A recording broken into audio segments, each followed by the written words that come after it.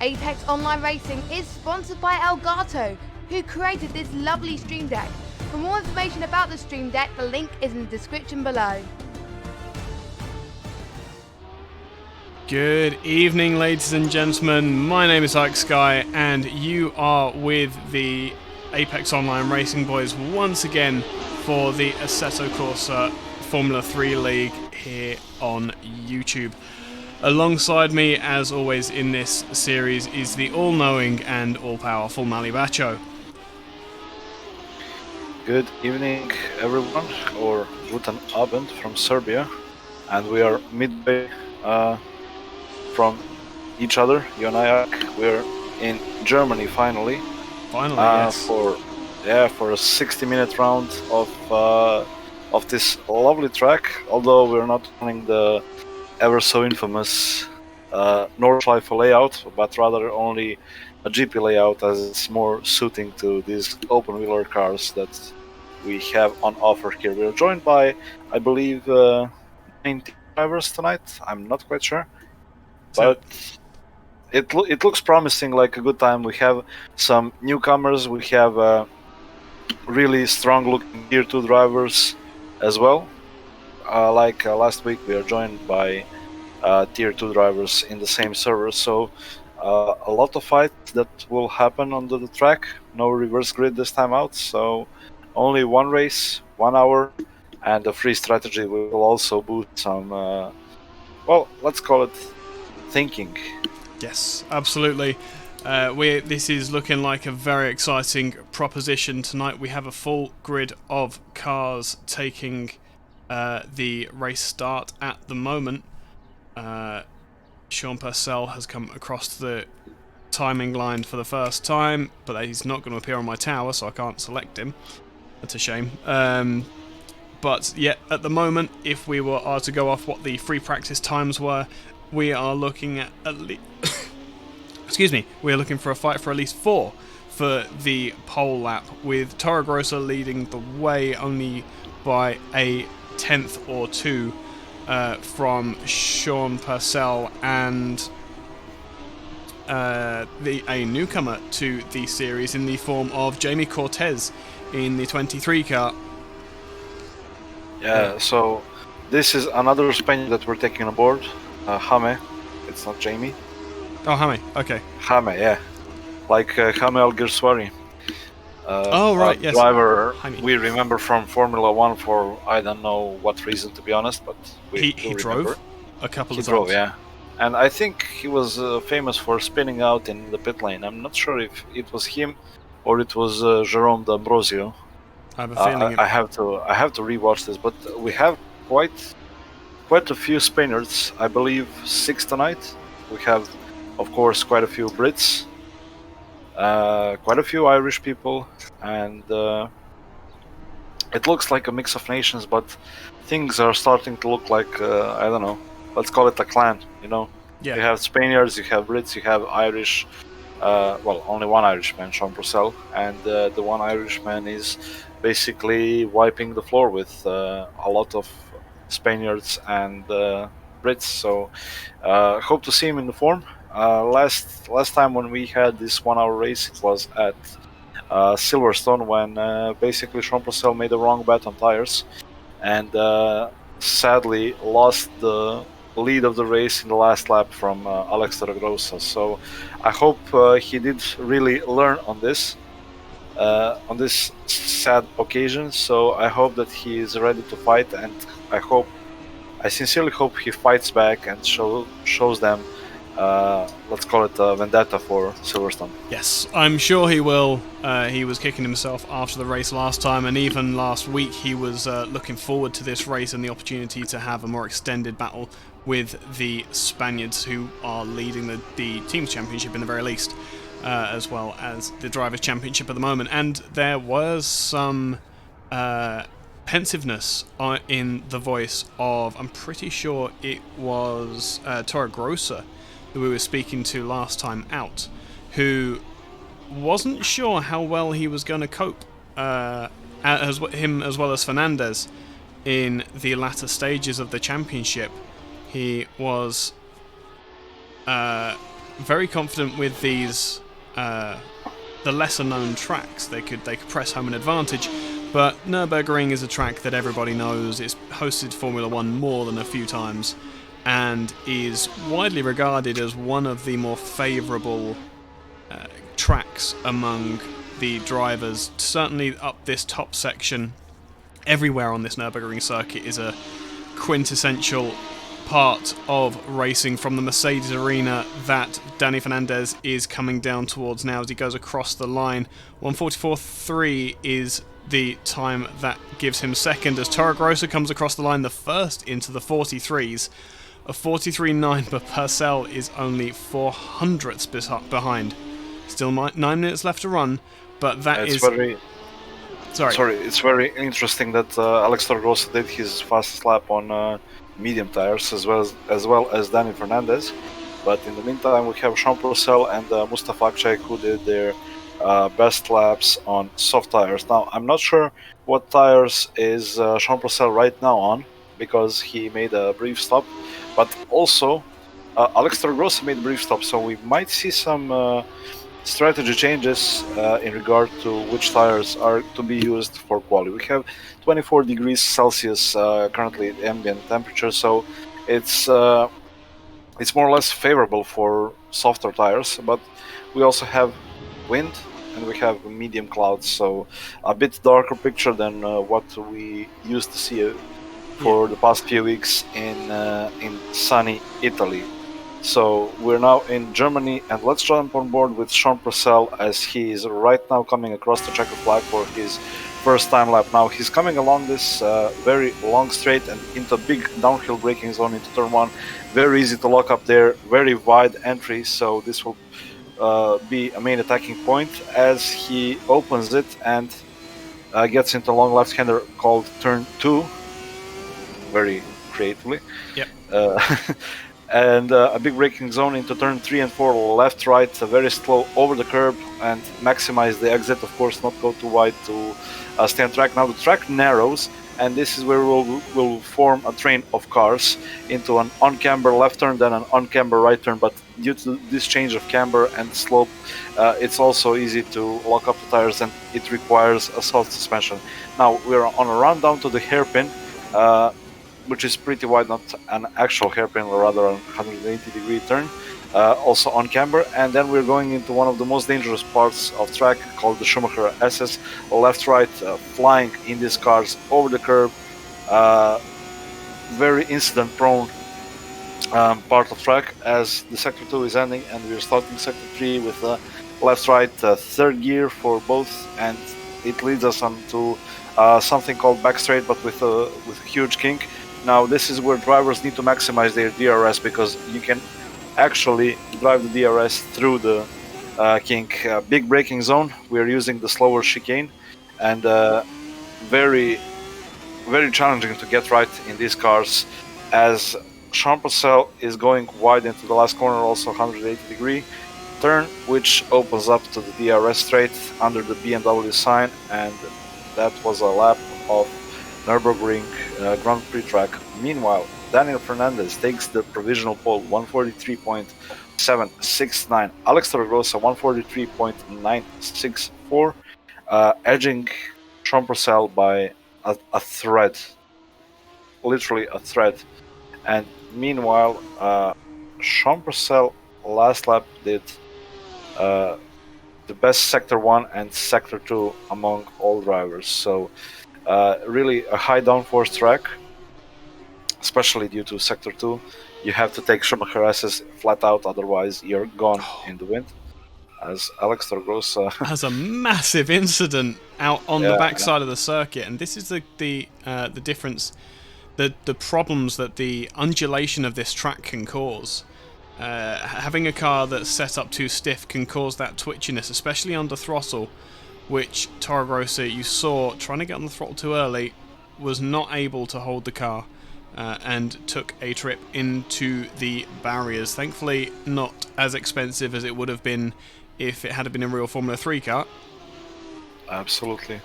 But expensive in time. Is on a good run right now, currently 2 tenths up on his best lap time, so he looks like he can join the and actually snatched the provisional pole. But it's all down to the chicane, which is really Oh, he's not which confident upsets there. this car. It upsets it. Now I tried to explain this to you while we were talking pre-race. Yeah. I drove this track a fair amount in my past racing career, as Sean Purcell does improve 143.9, so takes the second place for now. This is a big braking zone, and the car gets upset. If you put the brake bias forward, you will have lockups every corner. It's impossible to drive. If you move it too backwards, the rear gets light, and you start actually losing the car on the entry. And if you lose the car on entry, right there, it's all gone. You can just say goodbye to your lap time, and you will be lucky not to get caught out by other fellow drivers. So Yeah, absolutely. very risky maneuver, but of course, once you do it right, it's very rewarding. Yeah. Speaking of risky manoeuvres, Elementalist is in chat. What's the weather that we're looking for today here in the UK? It is thundering and torrential rain on and off. It's like April showers, but in the middle of June. What are we looking at in the Nurburgring tonight, Malay? Well, I would love to have thunder and torrential rain in Assetto Corsa. Might actually join the track under in our BMW, so I can do some safety car laps around this lovely track. But we sadly don't have precipitation at all in this circuit. So what we are doing here is we are setting up real weather.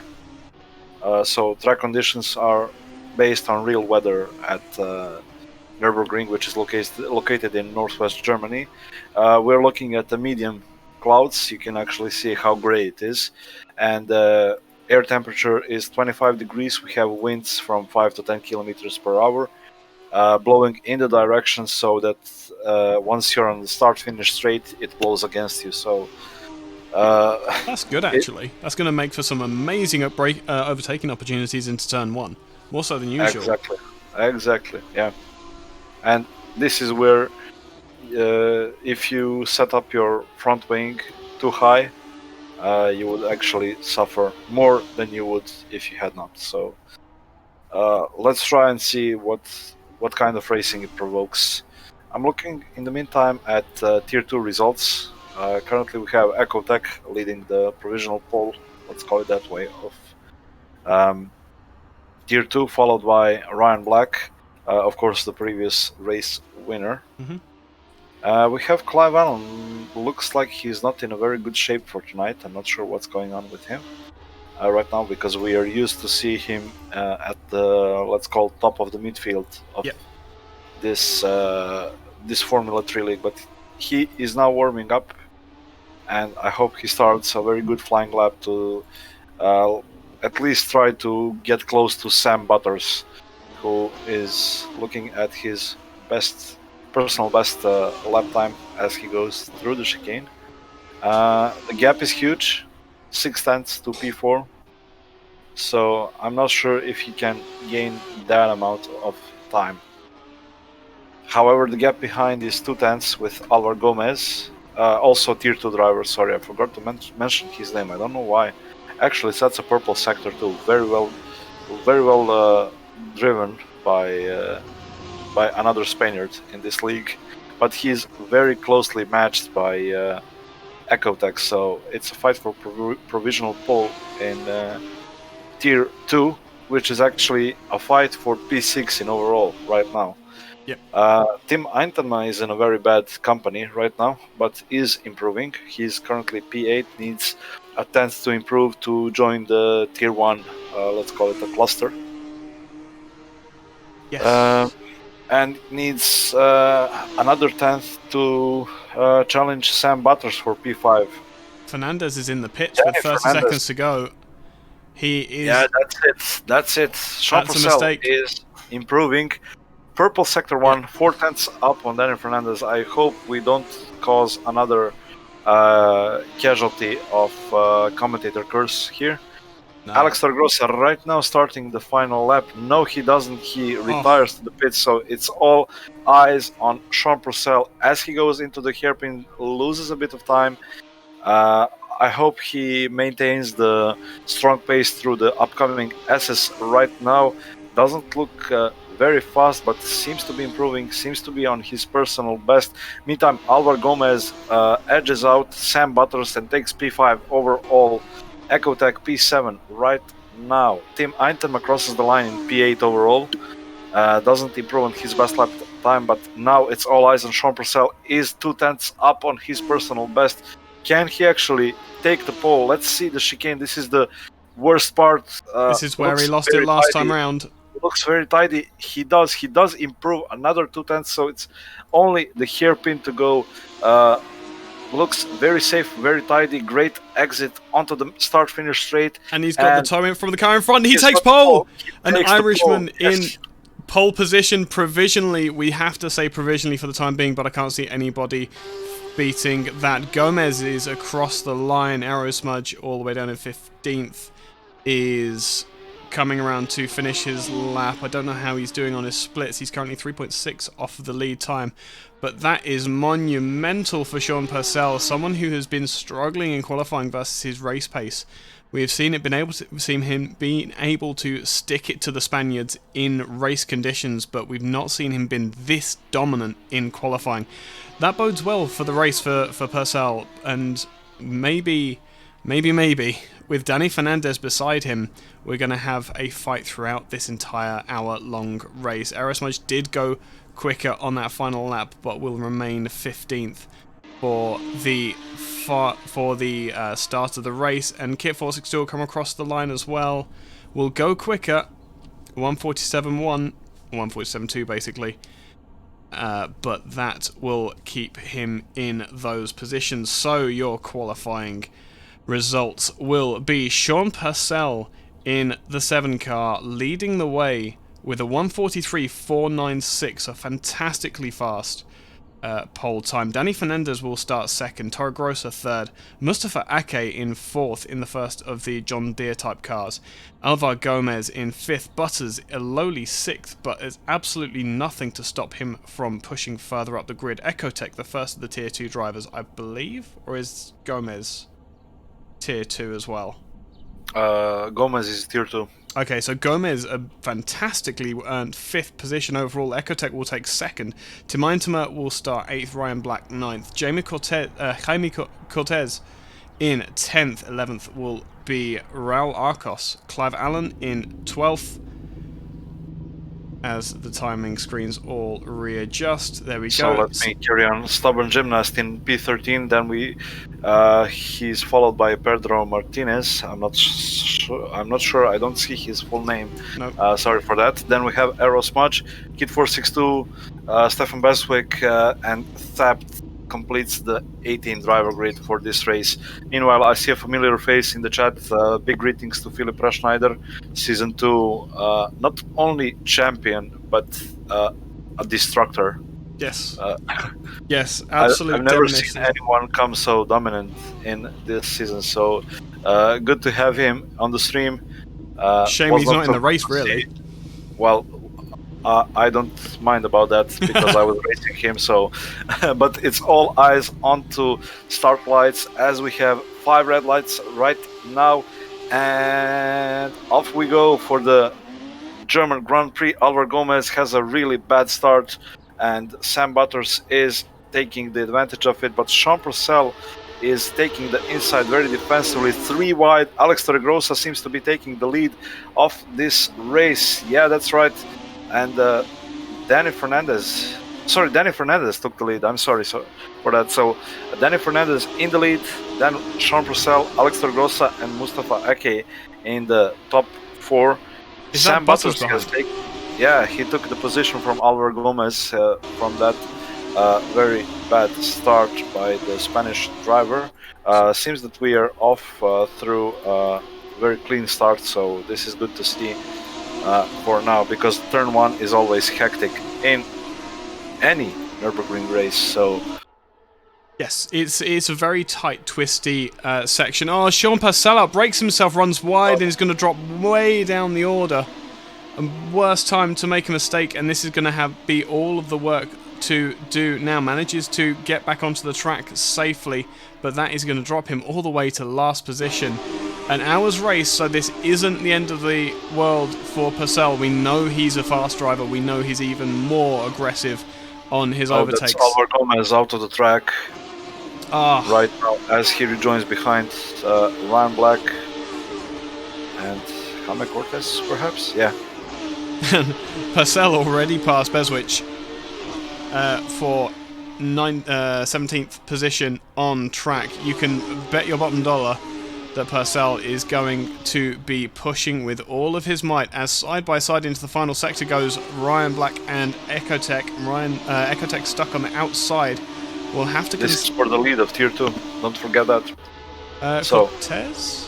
Cortez is in Tier 1. Oh, he's Tier 1. Excellent. Okay, so this is for the lead. Side by side goes Ecotech.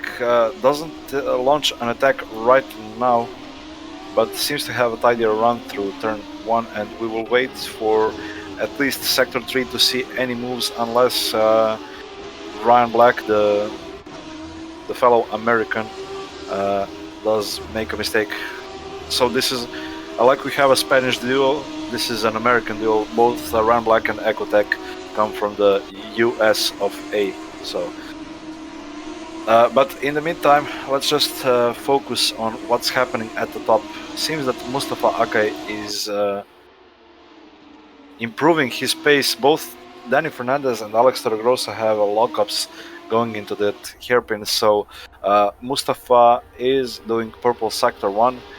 Now it's time to catch the draft of the two black cars and try to gain on them, because he's in a very good position to do so right now.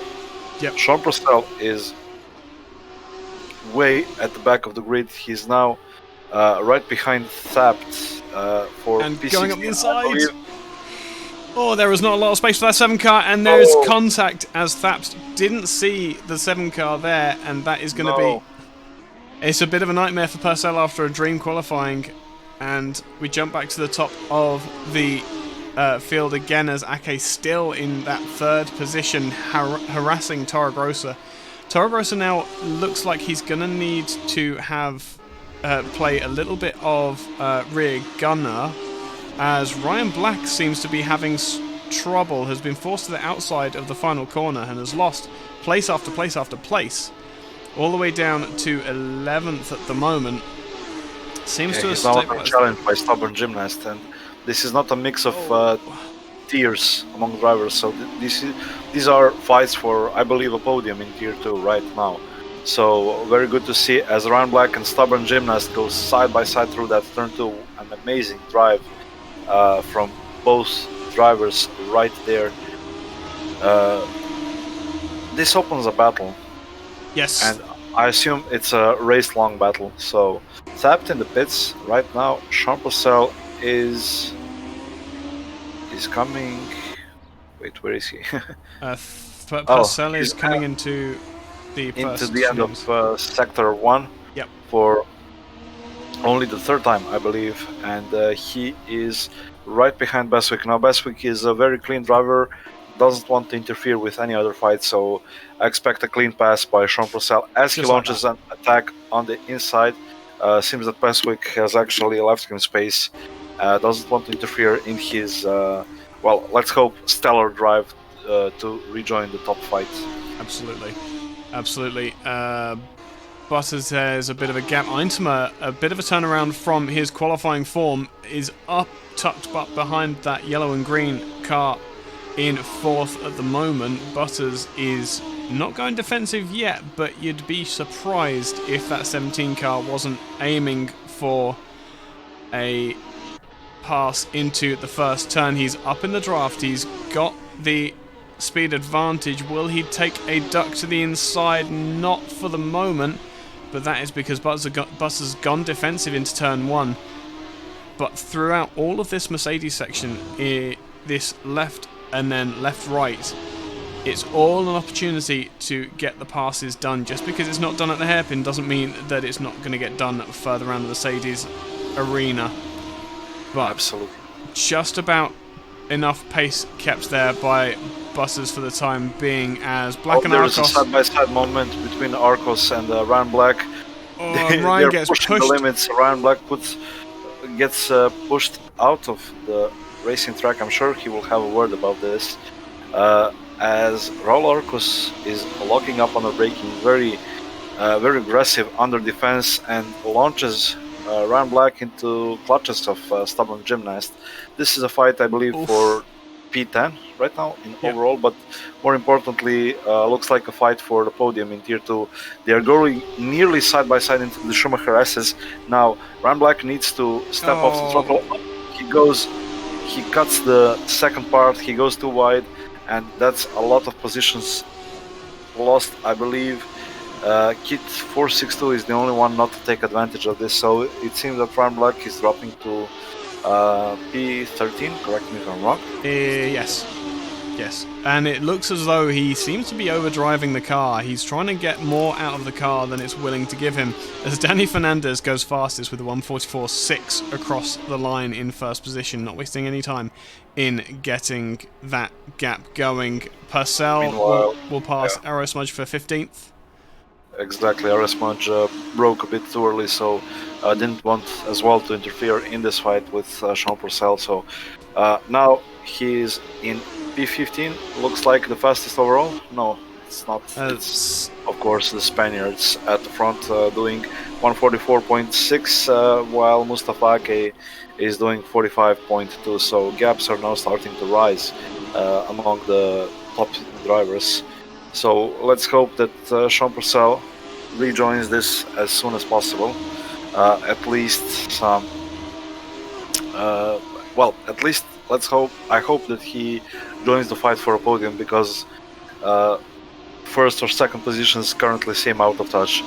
What I'm glad to see right now is Daniel Fernandez leading Alex Grossa. We are not used to see this scene as Stubborn Gymnast has just gone up the inside of Arcos for 10th position. A brilliantly decisive move. I'm sorry to cut across you there, Mally, but that absolutely came out of nowhere. There was no way he was going to be able to make that move, and somehow locking up all of the front brakes, managed to make it stick into the Dunlop hairpin, and that is 10th position overall, and I believe second, if my maths and eyes don't deceive me, in Tier Stubborn Gymnast is in third in Tier. Third, so 10th position is currently third in Tier 2. Kid 462 goes a bit wide, and Sean Purcell is right behind him, so I hope that's going to be easy done. It looks like, it's an easy and a clean pass, although Kid 462 has a moment under braking, but Ryan Black and Pedro Martinez are currently side by side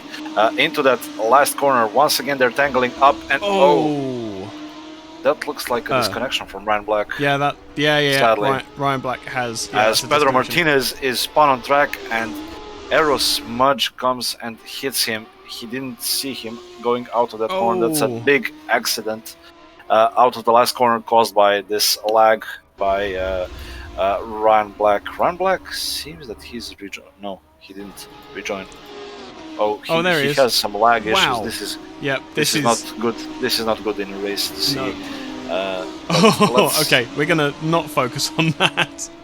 This is What we can focus on. It draws too much attention from us. Yes. Let's hope that Sean Purcell is not affected by this, because he is right alongside him. And oh boy, this looks like it can be really. I'm going to let you keep eyes on that. I'm going to keep eyes on Tim Eintema, who is currently attacking Sam Butters for 4th position. Going to get a massive kick of oversteer going into, I can't remember where it is. He's now going through Varsteiner, and that attack, just trying to tighten up the car a little bit too much, is going to drop him now into the clutches of Cortez, who was very much waiting in the wings of that battle for 4th. And if the 17 contact, Cortez misses his very braking late point by Jame. Yeah, up in the draft of Eintema had absolutely nowhere to go and was not expecting the front tyres to be so light on the front end. And Jean-Purcell is breathing down the neck of Raul Arcos right now. Let's see if he launches an attack onto turn 1. Oh, let's jump on board for this. There's a huge gap between these drivers in terms of lap times. Jean-Purcell gained nearly 2 seconds chasing this driver. Goes around the outside for turn 1. Arcos very late on the braking. Beautiful Jean-Purcell cutbacks. Yeah, but can he stick the move around the outside of turn 2 and under braking for turn 3? Seems that Raul Arcos is going aggressively onto turn 3, late braking, and dives onto the inside, but has a kick-off oversteer and yields to Jean-Purcell, who takes P10 right now. We have a disconnection from Ecotech and Ryan Black as well, both American drivers. Are having connection issues from America. Yeah, commiserations for that. Yes, absolutely. Yeah. That means that Purcell has been going on. No, absolutely. That means that Purcell is now promoted to 10th position. A few more cars that he doesn't have to pass, but that was a beautiful pass by Purcell, as we know he is a master at passing. Not a lot that Arcos could have done there. He blocked as he should have.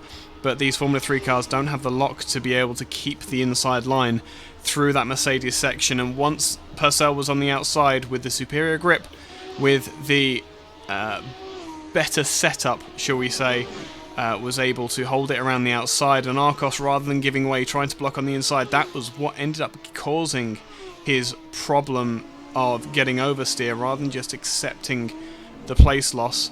Sorry about that. Rather than accepting the place loss, he tried to fight it, and that is what has dropped him now 2.5 seconds from the back of Purcell, where he could have been fighting for that position. If not, he could have been fighting, following Purcell, using the draft off the back of that 7 car to drag him up to the back of Stubborn Gymnast, who it would be next on Purcell's hit list.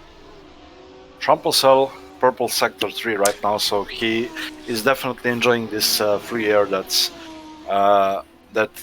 keeps him away from Stubborn Gymnast. But as with Raul Arcos, the difference in lap times is very obvious, so doesn't really take a lot to get past. Just take some how can I say it, patience. Yeah.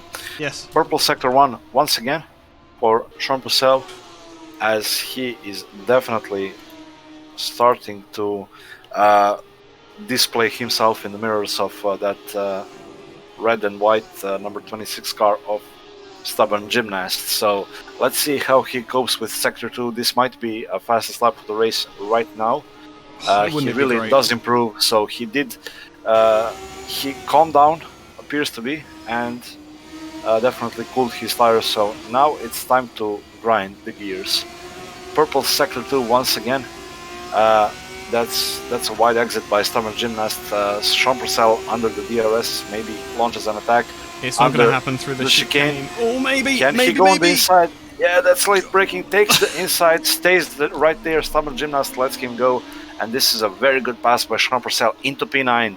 Now that was very much Stubborn Gymnast seeing the attack coming and driving to survive there, and now Stubborn Gymnast has the opportunity that Arcos had passed up previously, in that now he's got a car in front which is faster on pace but can get him the higher top speed down the straights, which is the thing that makes the lap times down here. That's why Purcell was setting purple lap times, obviously on top of the driving talent as well. But that's why Purcell was so quick, is there is a train of cars in front of him at the moment, punching a hole in the air, causing him to be able to drive faster and drag up to the back of those cars. Stubborn Orgy only a second behind, so we'll still be seeing the benefits of that. Is that a mistake from Danny Fernandez in the lead? That gap has come down tremendously. Yeah, perhaps the two have been fighting for a last few laps, only gaps behind under a second. But what's really interesting is that they are both right now on their personal best lap times, and their personal bests are matching. So it's also a waiting game to see who takes the pressure first and who will be the victim of it. So I think we're still far away from a fight here, but it might open come the pit stop. So 1:44.613 for Alex Grossa, fastest lap of the race. 1:44.672 for Daniel Fernandez, nearly beating his fastest, personal best. Both lock up into turn one, both lose time, but still both are away off Mustafa Ake. So we wait for Purcell to come round. 1:44.2 does Purcell. So that absolutely amazing. Astonishing lap times coming out, even at this early bounce of the race. Again, these pit stops haven't been made yet. So here's a question then. A question for the driver who's been in previous Formula 3 leagues. What's the play here for Purcell, for Fernandez, and for Toro Grosso? Is the are the tyres going to be a big issue here? Are we looking at refueling? What's the play here for pit stops? Well, what's really interesting right now, before I jump onto the question, is that that everyone is running medium tires, as Sean Purcell launches up the inside of Álvaro Gómez, takes P8 quite cleanly and without losing too much time. Clive Allen is the next in P7, not very far off, I believe, less than 2 seconds now. 3.5 at the moment.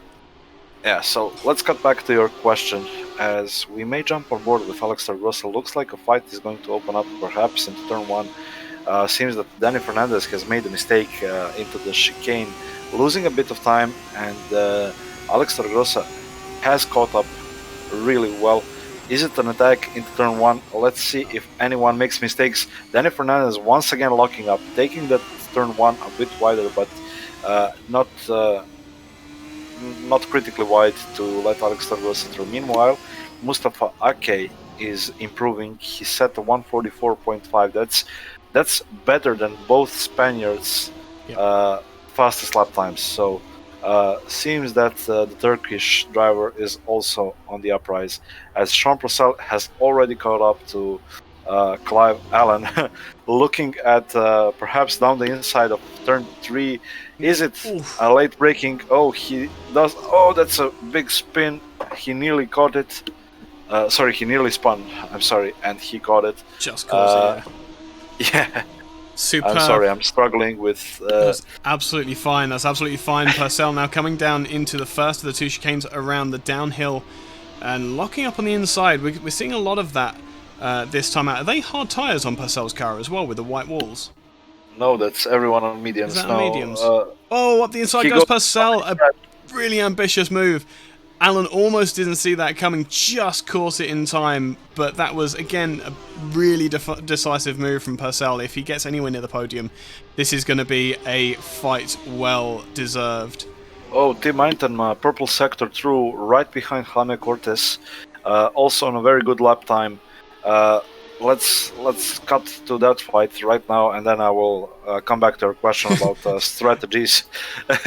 So, Tim Eintenma, very well-seasoned driver, currently not running close to a podium, but very consistent. He's always around in P5 or P6, somewhere around that. So a good chain of results. Of course, the vice champion of season 2.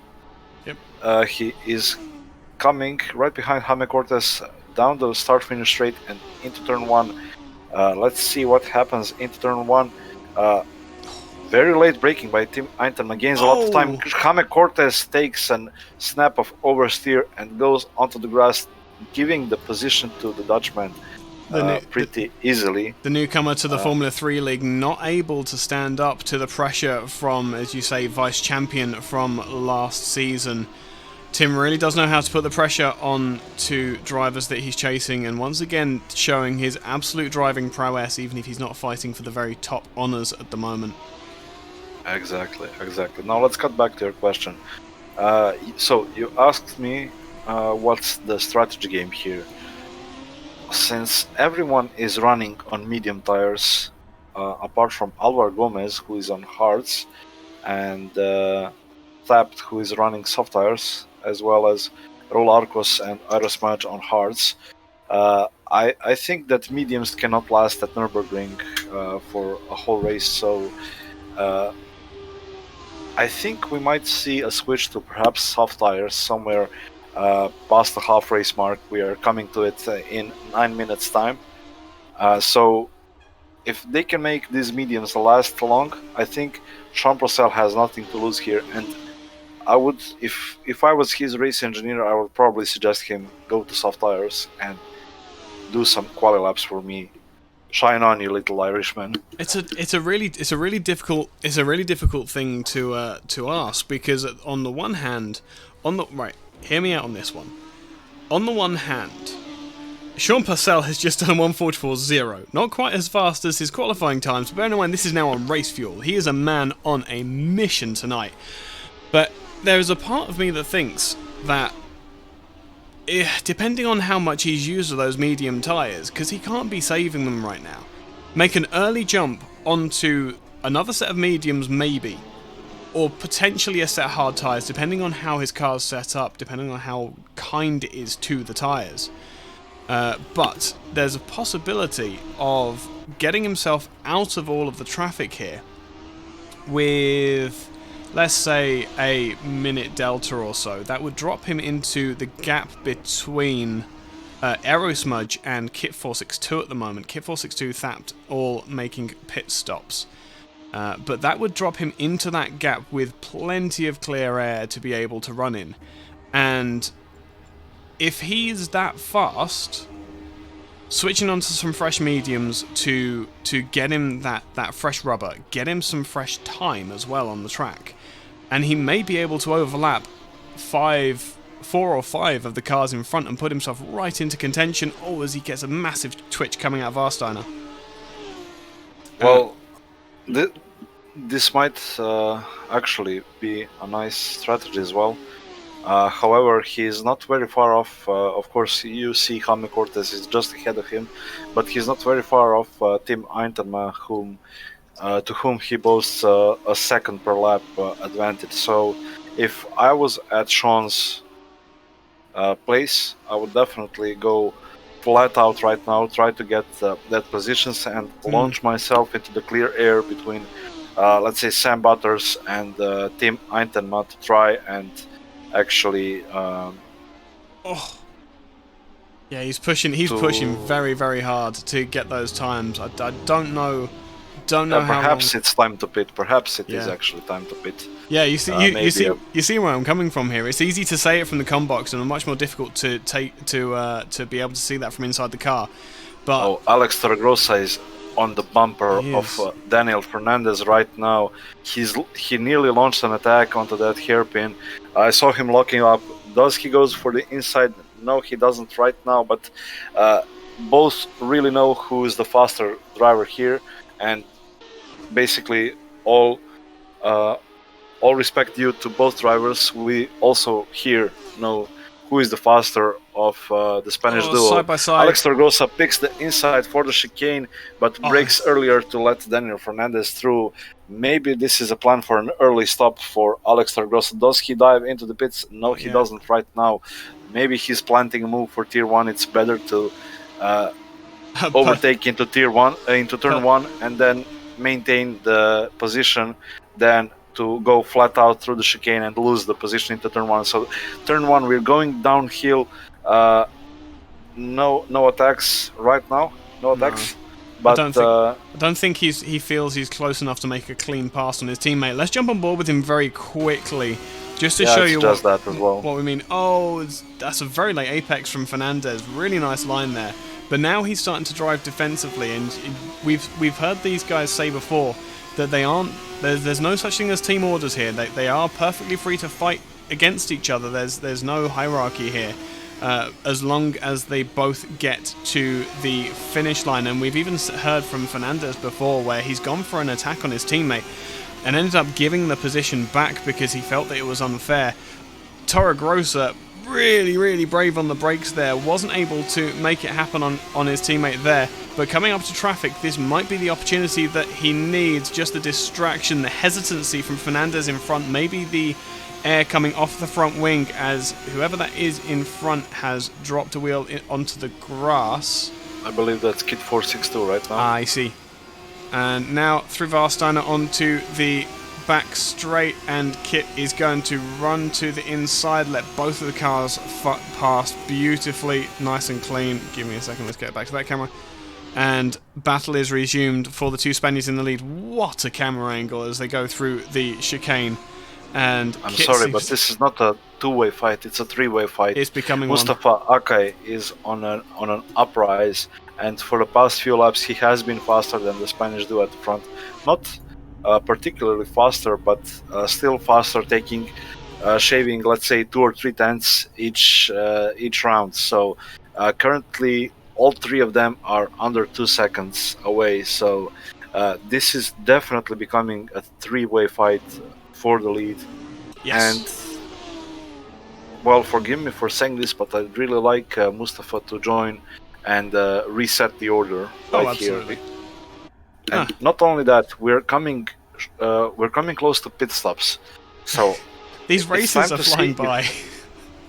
It's time to see if well, let's not forget that you're not required to change tires at all. So what you might do here is you can actually not change tires and try to keep that consistency up and defend the position. So this is a very bold strategy for a track like a Nurburgring, where you rely on long straights and hard braking zones. So having worn tires here does not actually. It's a big penalty to have to pay. Meanwhile, Ake is starting to drop beneath the second gap to these two leaders, and Purcell is under a second to Tim Eintema. This should come as no surprise, but that gap in between the 5th and 6th place cars is coming down at a rate of knots. Something we weren't used to seeing up until very recently for Tim Eintema to have drivers bearing down on him so quickly. They're going out back on the start-finish straight, but neither seem to have the edge here to try and overtake. So let's focus on... Toro Grosso just did his fastest lap of the race, and so did Ake.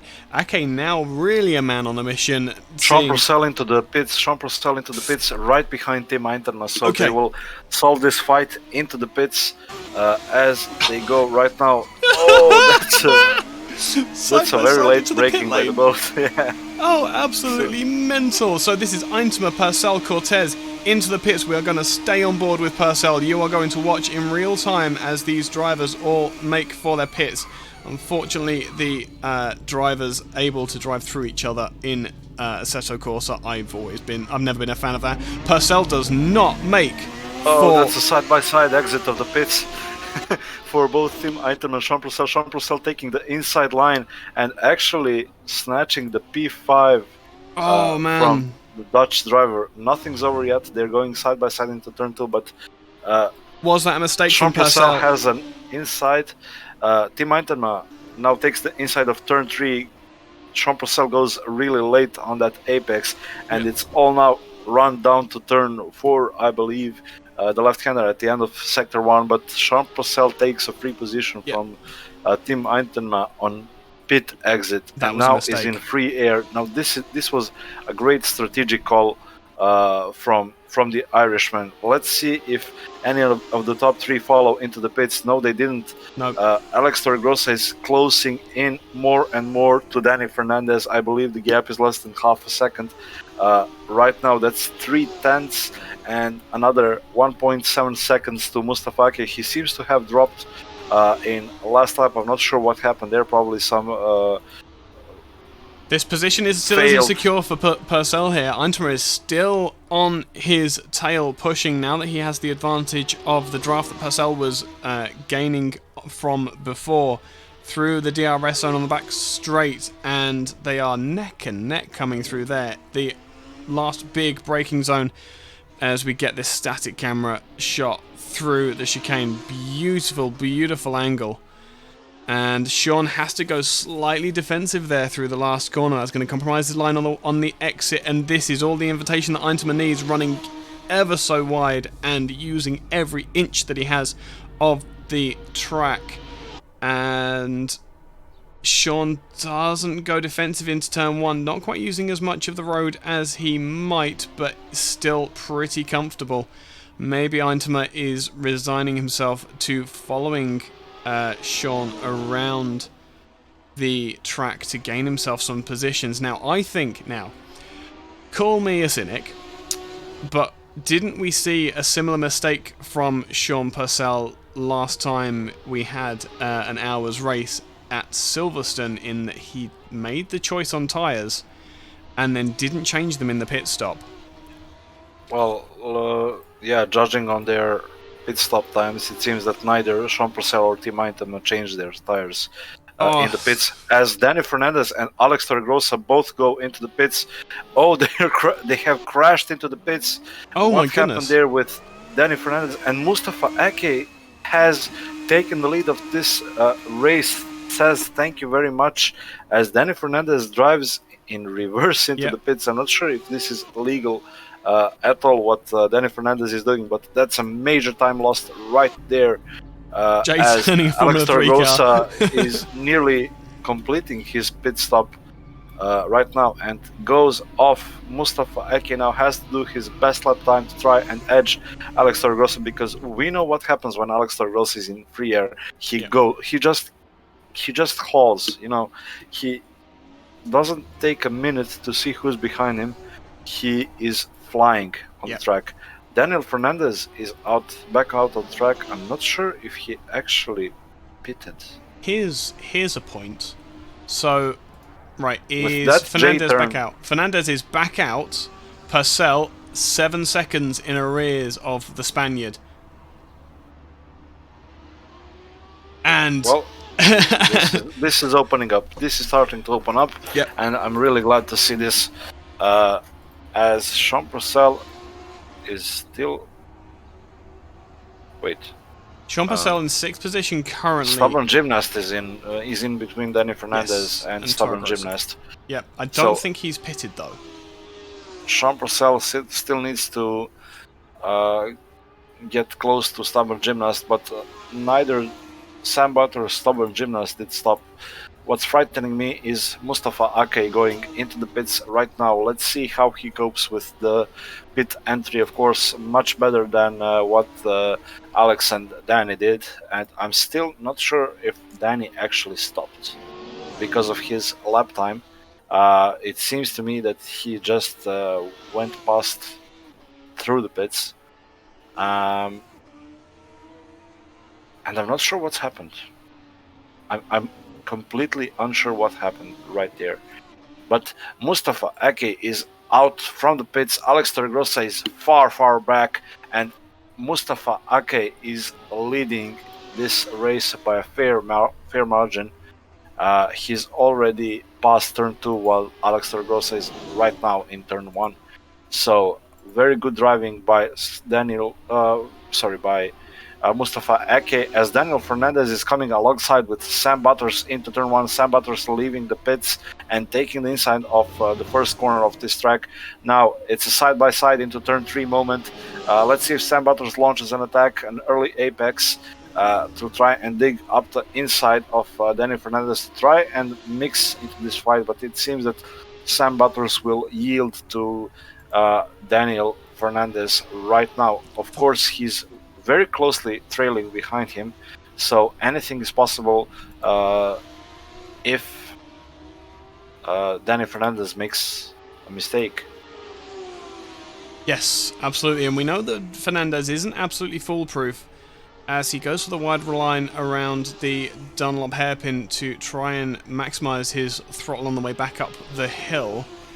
Manages to just get the edge against Butters, who is following. Meanwhile, behind, Purcell is currently at 5.3 seconds now in arrears of Butters' car.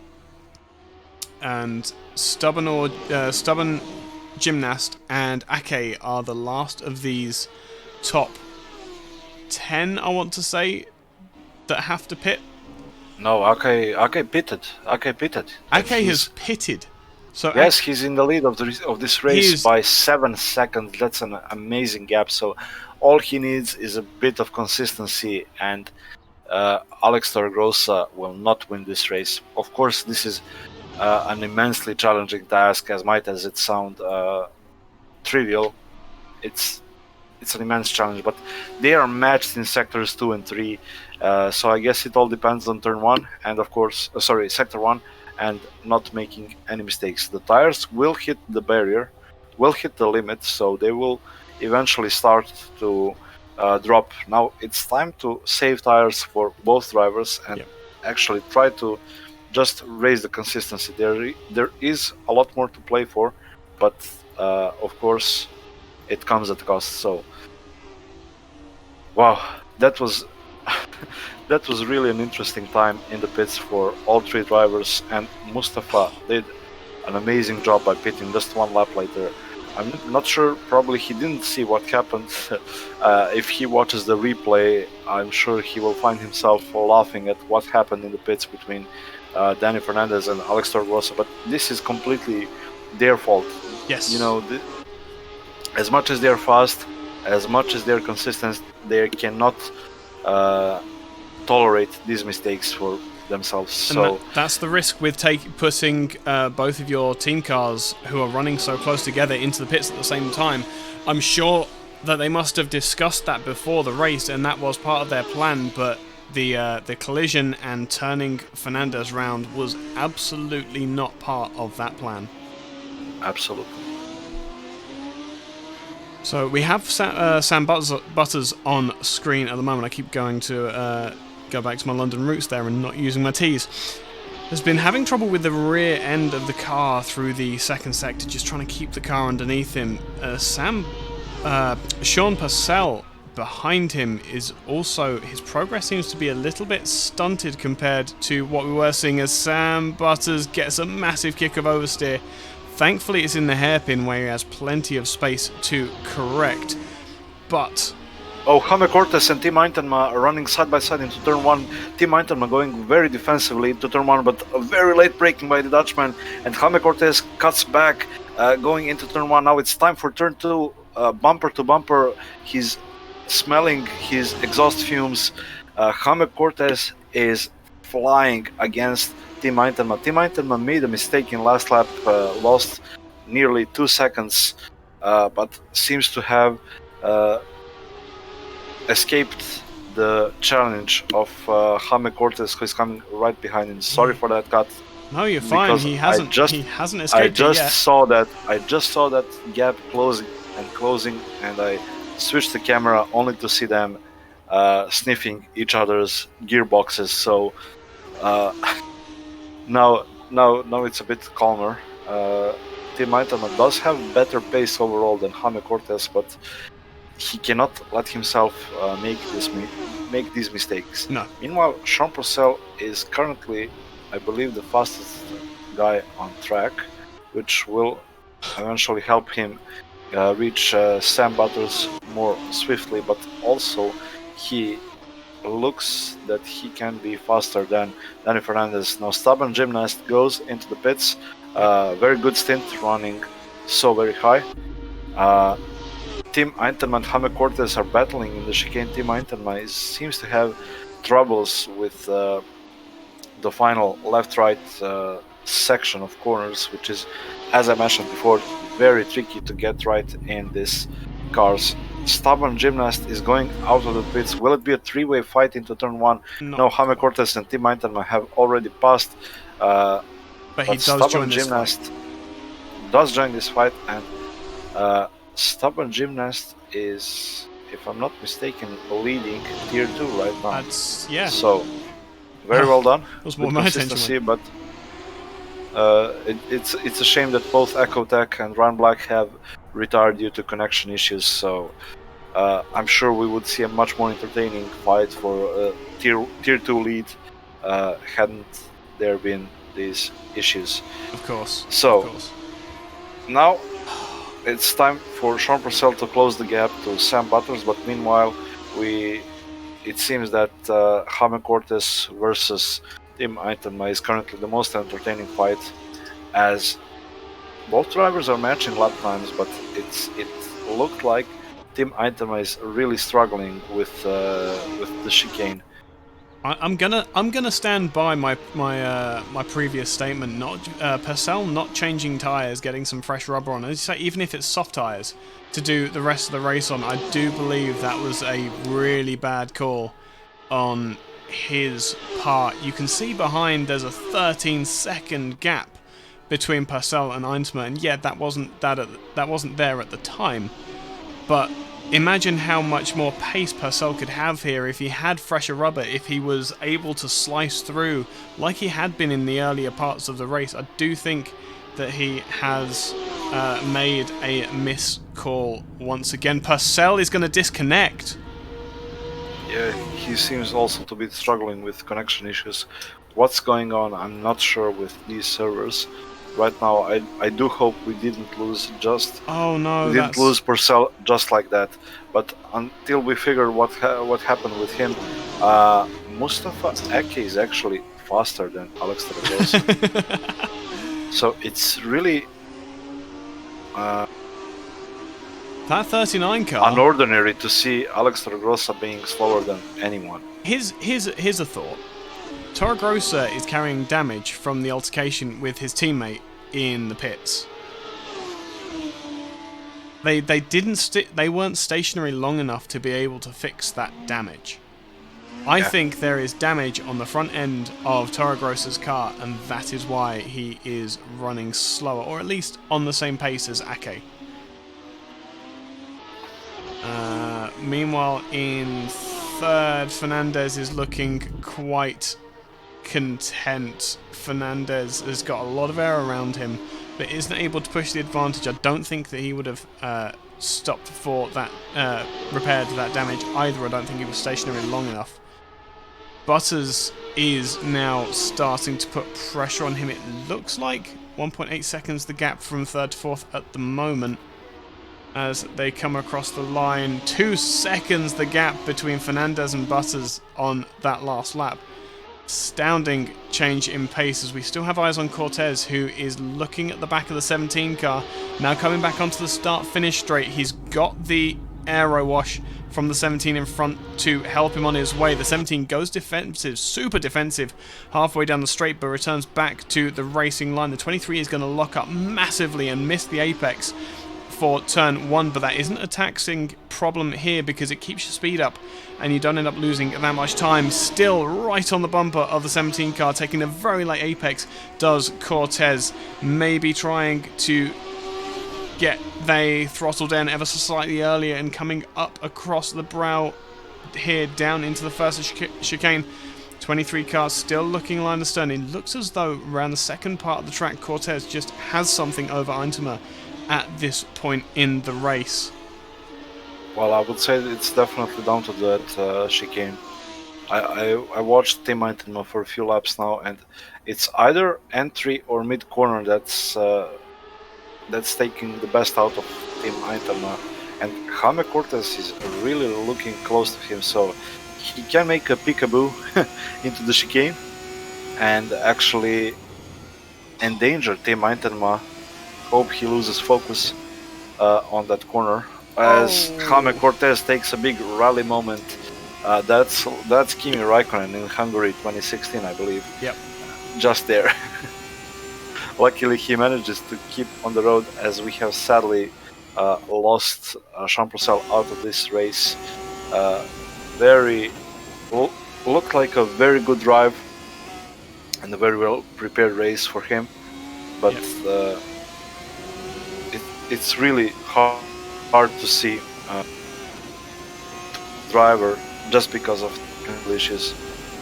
But let's see. Jaime Cortez goes very aggressive under braking into turn 1, much better than Tim Eitema. Turn 2, side by side. Oh, that's a contact. That's a contact. Jaime Cortez is off the track. Tim Eitema has just managed to rejoin. Stubborn gymnast takes the best of it and goes into P6. So Jaime Cortez was taking turn 2 too aggressively, and has lost out majority of time. Of course, Team Aintama did as well, but it is really high risk, but no rewards. Let's call it that way. Yes. It's always, most of the attacks through that first sector are always going to be very, very high risk for, at best, a position change. Behind this battle, Gomez in the 25 car, very close to Alan here now. Looking to, I don't know if that's a position change actually. Don't think so. I think that is a genuine battle. I would have seen the position change otherwise. Yeah, this is a genuine battle. It's a genuine battle for Gomez position. Brilliant. So Gomez in tier 2, from tier 2, is looking to put pressure on Alan here. This is just for pride here, and this is what we were saying last time out. Just because they are in 2 different tiers doesn't mean that the drivers aren't going to go for every position they can possibly find, as Gomez looks to have the better rubber underneath him. Just about. Very good braking into the chicane. Let me just recorrect you. Alvar Gomez he doesn't battle Clive Allen for the position here, but he does battle Stubborn Gymnast for the win in tier 2. As he digs his way under Clive Allen into the last corner, he picks the inside for turn 1 and goes hard on the brakes. Does he manage to stay ahead? It seems that Clive Allen had a brief lockup, but Alvar Gomez had a slower run out of turn 2. That's someone that was Stubborn Gymnast, and Alvar Gomez takes the lead of tier 2. Jaime Cortez once again in an incident lost 9 seconds on this lap, so he's just ahead of Clive Allen, I believe. As he goes once again off track, what's happening with Jaime Cortez? Running out of tires. This is this was Alvar Gomez nearly collecting Jaime Cortez, and Clive Allen uses this to launch an attack down the inside into the hairpin. Now things are boiling hot right here. Alvar Gomez tries a cut back but doesn't succeed right now. Will he manage to stay in front? Stay close through the S's and try to actually gain some time? He goes down the inside. No, he doesn't. He refrains from it, but let's see if he can launch an attack into the chicane. That was really dangerous driving by Yes, I don't know how much control he had over the car, but you would hope that he would be able to there's another spin in front of these guys on track in the chicane. That's someone off right behind them. That was, who was that? That's Beswick. Beswick struggling as well. And now as we get into the closing stages of this race, everybody is struggling on tyres, and once again we mourn the loss of Sean Purcell. Jaime Cortez goes down the inside into turn 1 of Alvar Gomez. Another Spanish duel we have on track, but it's not for position. Nope. Alvar Gomez is now leading tier 2, but Stubborn Gymnast is right behind him, so we are not settled just yet here. And we're still looking. Oh, that's a big moment by Alvar Gomez. Big oversteer, and Stubborn Gymnast regains the lead and regains, I believe, P8 of overall race. So, wow, very, very eventful race, may I say. Yes. Meanwhile, at the top, Alex Torgos is starting to shave off time from Mustafa Ake, but still doesn't improve as much as he should to stand a chance. He did a 144.2 a few laps ago, actually making nearly the fastest lap of the race, while Mustafa Ake is currently running in high 144. So the gap is still 6 seconds, a bit too much to actually stand a chance of overtaking. Right now it's not in a striking distance, but it's not impossible to catch up and wait for a mistake, I believe. Alex Torgos is improving his own personal best right now, which is very good to see, but so is Clive Allen. He's finally gaining momentum here, as he will definitely try to defend from Jaime Cortez. Yeah, he does 145.6, both actually do. But let's see what happens with Alvar Gomez and Stubborn Gymnast. So Stubborn Gymnast is in striking distance of Alvar Gomez, and it seems to me that Gomez is actually much more consistent than the Dutchman here. But it's the pace gap is not actually very big, so No. I guess it's another waiting game. We're actually waiting for time to train here. Yes. Between Alvar Gomez and Stubborn Gymnast. Stubborn Gymnast is improving on his personal best, so he can actually start to pick up pace, perhaps join the fight with Jaime Cortez and Clive Allen here. I'm trying to find if there are any fights on track. Well, the fight is on between Alex Torgrosa and Sean Purcell for the fastest lap of the race, to say the least. Alex Torgrosa did a 144.163, only a tenth to go before he takes the unawarded fastest lap of the race. This is a very, very good track to try and gain that. Yes, absolutely. And gain that time, because it's a track we drove in all 3 seasons of Formula 3, one of the rare, and I believe this is the last one before we head out to 4 more weeks of racing. Yes. So I'll tell you what battle is gap being... is closing between Sam Butters and Danny Fernandez. What's happened there?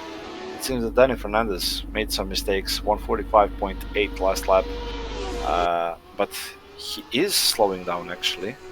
Yeah, and I think so is Mustafa Ake. So perhaps Alex Torregrosa didn't use the best of his tires in early stages of the race. That's why we didn't see him launch many attacks onto Daniel Fernandez, just to display himself in the mirrors, but not to actually try and grind ahead of him. Meanwhile, Jaime Cortez is right behind Clive Allen for the sixth position, in the race, but... And Alvar Gomez and Stubborn Gymnast have joined the pack. Currently, of course, what happens in a pack is that the front driver is always the slowest one, so they will definitely be looking at a way to pass Clive Allen. He is half a second slower than these guys, but Clive Allen needs to defend it, because why not? It's a race. It's not driving for podiums or positions. Yeah, absolutely. This is a race. I'm completely supporting Clive Allen to start and actually make the 3 drivers behind him sweat really hard and perhaps make mistakes, because if one of them makes a mistake and gets launched into another one, that there could be a fight, and there is a fight between Jaime Cortez and Clive Allen. Jaime Cortez goes down the inside into the last corner. Clive Allen seems to take very evasive action and locks up, but Stubborn Gymnast decides not to take any advantage of it now. Stubborn Gymnast is running up alongside Clive Allen at the moment. Is going to have the inside line for turn 1. Clive has absolutely no answer for Stubborn Gymnast, and that is 7th position, so 8th now in the race for Clive Allen, and who is struggling on those rear tyres. Oh yes, he is. Whatever happened in the earlier parts of the races, he has used up too much of his tyres, and now Gomez behind is looking to put pressure on the 41 car as Allen desperately tries to hold on to his Formula 3 car, and now what he needs to do is let those tyres cool down and come back to him. But there's not much time to do that. There's not enough time to do that at all. There is only 7/10 between himself and Gomez behind, and now the battle up ahead between Stubborn Gymnast and Cortez has opened out to 1.5 seconds. That gap unchanged, because Clive, it looked like he either locked up or he caught a bit of the grass on the outside on the exit of the final chicane, and that's what made him miss his line and give up not only the line to the corner, but also the straight line speed down the straights. Meanwhile, at the top, it seems that Daniel Fernandez has completely worn out his medium tires. He's losing a lot of time, and Sam Butters is within a second, so it's a striking distance, and it's, I believe, another 3 laps to go after this one. So there is a fight for podium between Danny Fernandez and Sam Butters. Really sad for Danny Fernandez, as he used to lead this race quite comfortably, and now his third position is in danger. So matched through Sector 1 go Sam Butters and Danny Fernandez in that John Deere themed car and in a black and yellow car. I'm sorry, maybe it's a bad joke, but I really love to call that car John Deere because of that green and yellow shades. If John Deere had a Formula 3 car, that is exactly the colour that it would be. So I'm okay with that. The question is, what would the car in front be? I'm getting shades of like McLaren in the early Honda years where they had that pure carbon fibre livery, but at the same time, it's kind of the wrong colour, isn't it? Oh, I love that livery actually. I really like that livery as well. I hope they go back to it now. They're running Mercedes. Cortez makes a mistake on the exit of Warsteiner. It looks like that was going down towards the Dunlop chicane. Nope, I was completely wrong. That was Dunlop. Dunlop hairpin. That was. Yeah.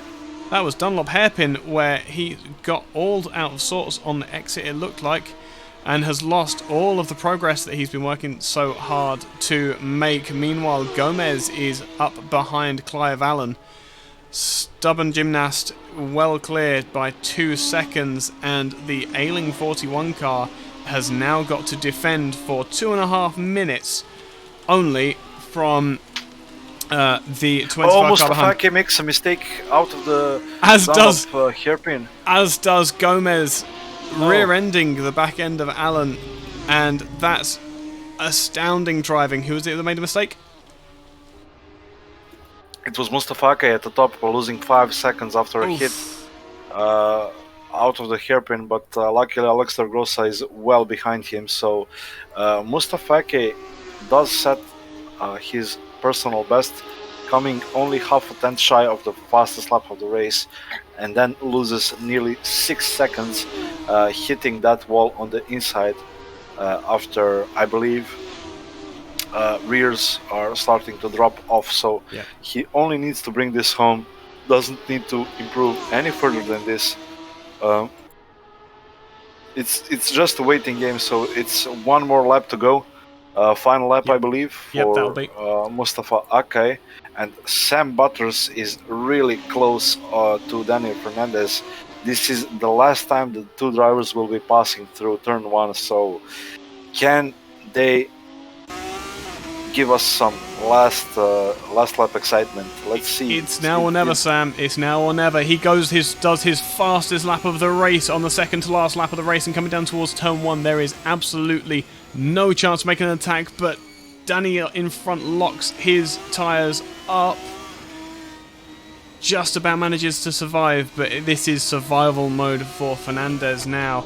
Jump back to the exterior views, and there is just so much life left in Butters' tyres here. He's just able to get into the apex. It's so much easier. Oh, that's a snap of oversteer by Butters. Let's see if he can actually regroup and start plowing against Danny Fernandez. Not quite, but there is a hairpin at the end of the back straight, so he now needs to do his best and try to tame the car around the infamous Sector 2, as does Mustafa Akai. He's overslowing the car. Could this be a last lap drama? Is he running out of fuel, perhaps, or running too much damage after that? After he hit that wall, I'm not sure. I'm gonna suggest as he goes into the chicane for the last time, very slowly. Oh my God, what's happening there? Alex Torgrosa is. The steering wheel looks straight. It looks straight. That is going to be time elapsed. Maybe Ake was not happy that he wasn't close enough to. But he takes the win of this hectic race edging out Assetto Corsa by just 1.5 seconds. Into It's the chicane, Butters Sam Butters and Fernandez are nose to tail. Oh, Sam Butters spins and out. spins on the exit, getting a little bit too greedy. Thankfully, he won't lose that 4th place to Eintema, who has 20 seconds to the 4th place of Butters. But that is... that's heartbreaking for Butters. So close to a podium finish, but will take home 4th. And what a lucky escape there for Danny Fernandez. My goodness. Being able to fend off that number 40 car. In the rest of the field, Tim Eintema will come home in the end a very lonely 5th position. Stubborn Gymnast making a mistake and falling 12 seconds to the back of the 17 car. Stubborn Gymnast will come across the line to take the win for Tier 2. Gomez and Cortez will come across the line at the same time. Not necessarily teammates here, but running the same livery. Clive Allen, a lowly 9th position for the 41. And Arcos will complete your top 10. A massive amount of retirements, unfortunately, tonight. Aerosmudge already crossed the line. Beswick is coming out of the final corner now to take 12th and 13th. Thapt making beautiful contact and spinning himself into a massive pirouette across the line. That will complete your finishers from the Nurburgring Grand Prix tonight. I hope we get some people in to chat and talk about their races, because it was action-packed from start to finish, Mally. Absolutely, absolutely. What a hectic race this was, and so many both high points and low points of well, commiserations for Sean Purcell, to start with that. Yeah. We were really hoping for an amazing charge for at least a podium, but sadly this didn't materialize due to connection issues, so I'm not sure what can I say about him. I hope that he doesn't take this too seriously, and that he can actually return to where he belongs, and that's definitely podiums, and that's definitely wins. Meanwhile, I'm really glad to see Mustafa Ake taking a win here. Yep. I believe his second win of the season. I'm not sure. I'm not overly sure about that either. I'm currently trying to get on top of it, to get on top of my PC again. Yeah, I will just check. Meanwhile, we have Assetto Corsa and Daniel Fernandez once again on the podium. The Spanish duo is not stopping, and this is a second win for Ake, Mustafa Ake, in this season. So, very good start of the second half, may I say? Yes, absolutely. New drivers, aggressive drivers, and the merge with Tier 2 is proving to be more action-packed. But let's bring Tim Eintema in and start the interviews, may I say? There we go. Tim, what an eventful race for yourself. These hour races, you would think, would spread out the pack and make it a lot more boring than the double headers that we have on some of the other events, but not really the case here in AOR Formula 3. No, I was fighting with people almost constantly, so it was a lot of fun. Excellent. Give us a run through of your race tonight then. Well, my qualifying wasn't that great, but I kind of expected that. I only had about an hour of practice, and I was moving this week, so I couldn't really do any other practice besides that. So I was expecting to be slow, and then during the race, I just had a lot more pace than I thought. I was continuously catching Sam, and then I think I had one good lunge at him, but then I got a little bit of oversteer, and I had to get off the throttle. And after that, I came under pressure from I think it was Jamie, and had a good fight with him as well. He accidentally ended up hitting me. I think he just misjudged his braking point or something like that. And after that, my pace was going away a little bit, together with my concentration as well. So yeah, that probably just made my race a little bit worse, but it was still a lot of fun. So, and I'm really happy with the result. Yeah, absolutely. That was 5th place in the end, wasn't it? Yeah, it was. So yeah, But good due to a points. bit of luck, because some people were sort of kicked from the server somehow.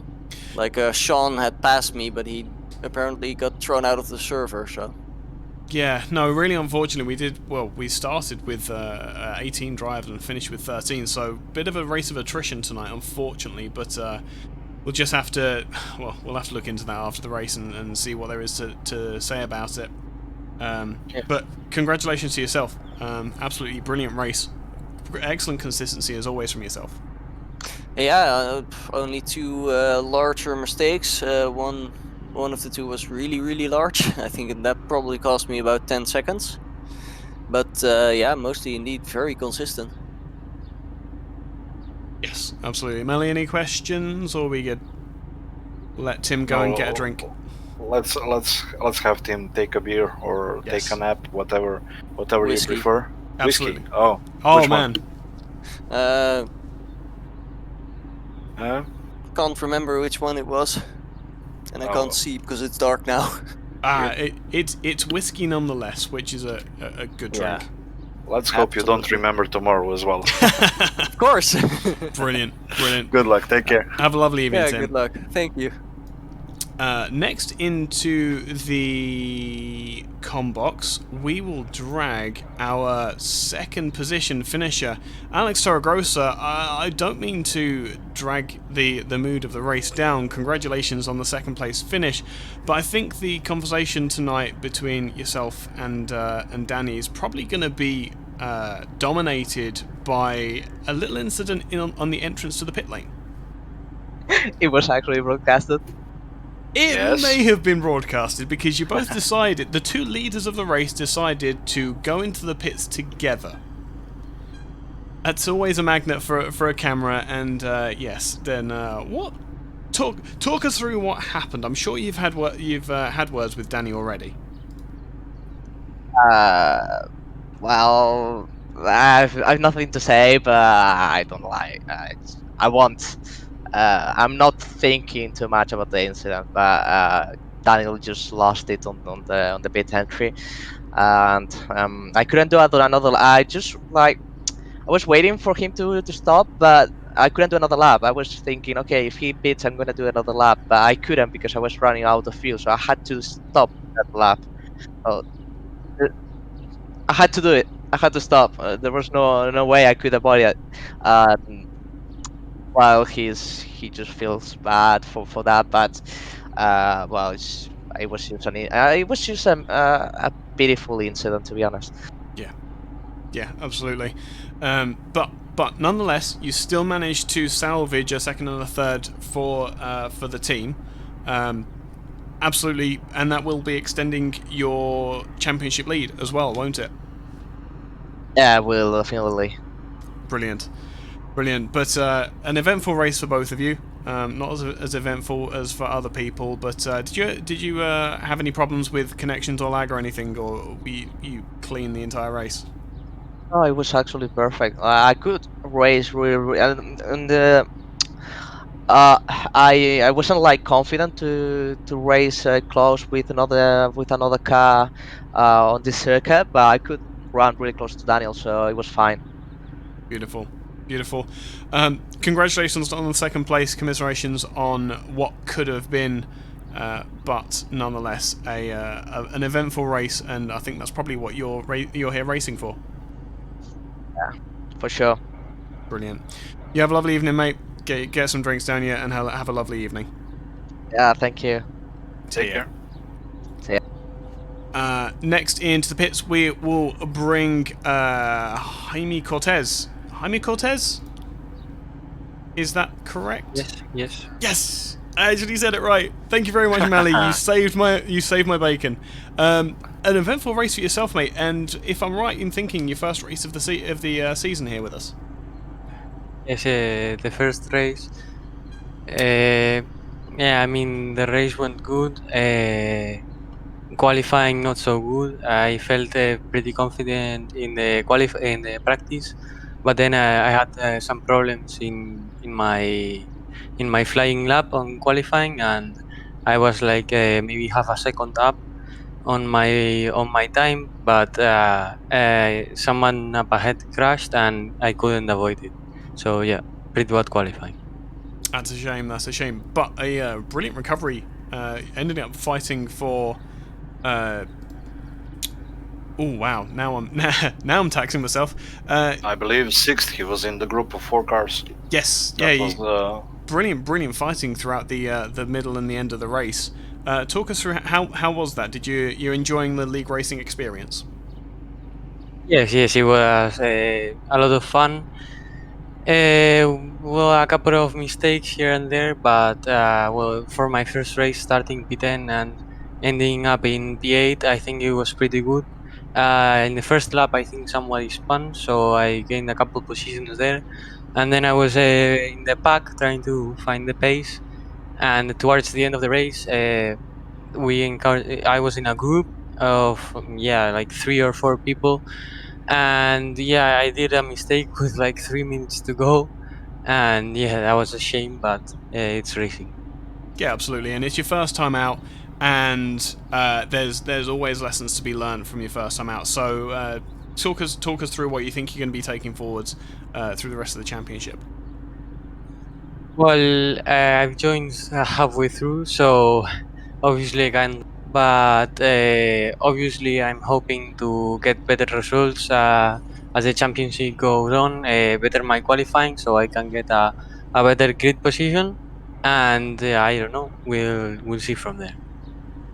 Excellent, excellent.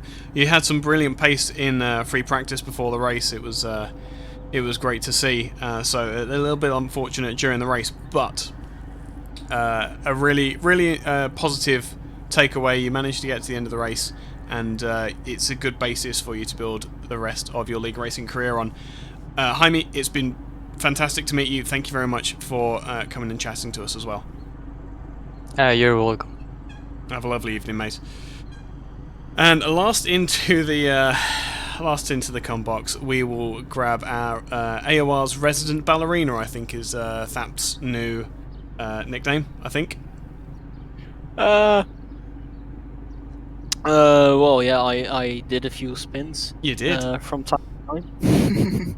You did. We got a few of them on camera, especially the one across the start finish line. I the think finish line, yeah. Yeah.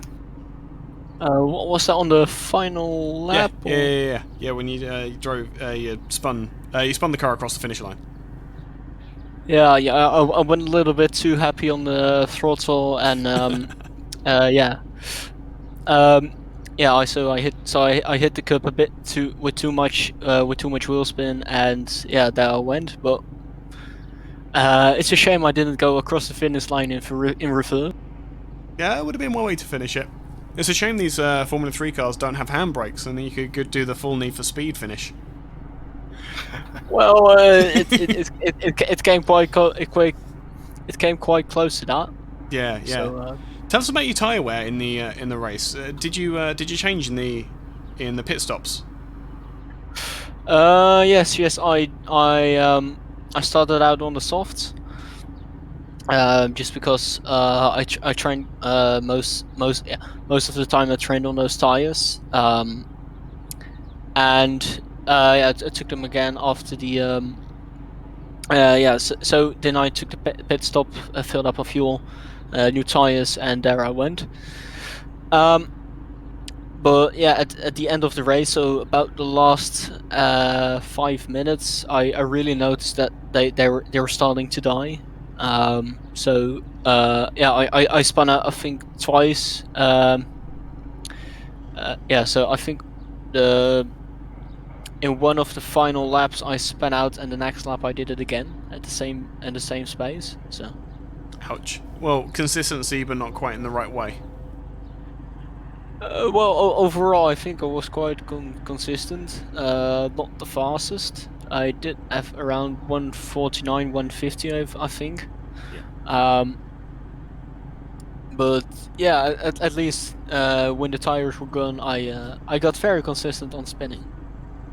Yeah, absolutely, and yeah, that's definitely something you wanna not quite work on. Is the spinning, but the consistency's good, and you can take that pace forwards through the rest of the season as well. Yeah, as long as you don't mess up the start as I did this time. Yeah, yep. No, I did see that in chat. Getting yourself a drive-through penalty for a jump start, if I remember correctly. Yeah, I didn't press the clutch all the way down. When I lost my concentration for a tiny bit there and didn't press it all the way down, and I just rolled a bit forward. Yep. Yep. It's always the worst. It's always the worst when it's those little mistakes that make the difference. But again, you only make them once. You'll never do that again. I'd never say never, but it's at least something I'll keep on my mind in the next races. Yes, absolutely, absolutely. Thapt, it's been brilliant watching you tonight. Thank you very much for coming. Thank you very much for coming to talk to us as well. It's always nice to get the drivers' perspectives post race. Mally, you got any questions? Well, just to inform you, I'm doing the results now, and due to these disconnections we had, you are P5. So very well done, good points, and I hope you enjoy the upcoming races. There you go. Oh yeah, that's P5 in Tier 2, right? Yep. Yeah. Ooh, well, that's a lot better than last race. Yeah, there you go. So yeah, it's a shame that the others disconnected, but yeah, that sort of stuff just happens. Yep, it's one of those things that with online racing, unfortunately, it can't be helped.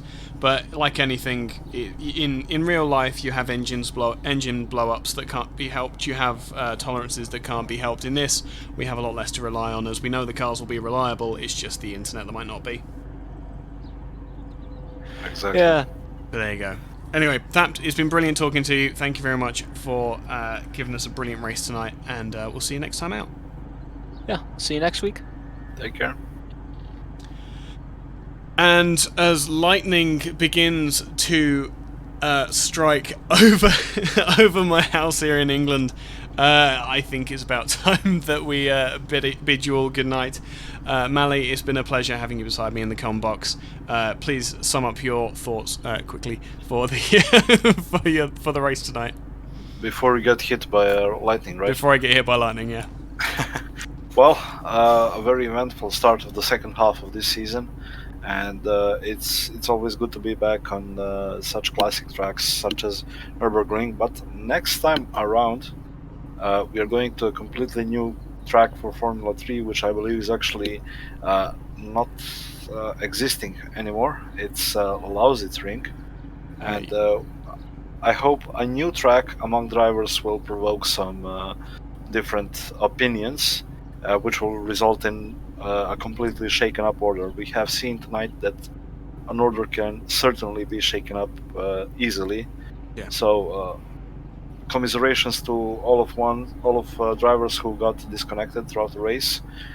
Feel really bad for them, and I hope this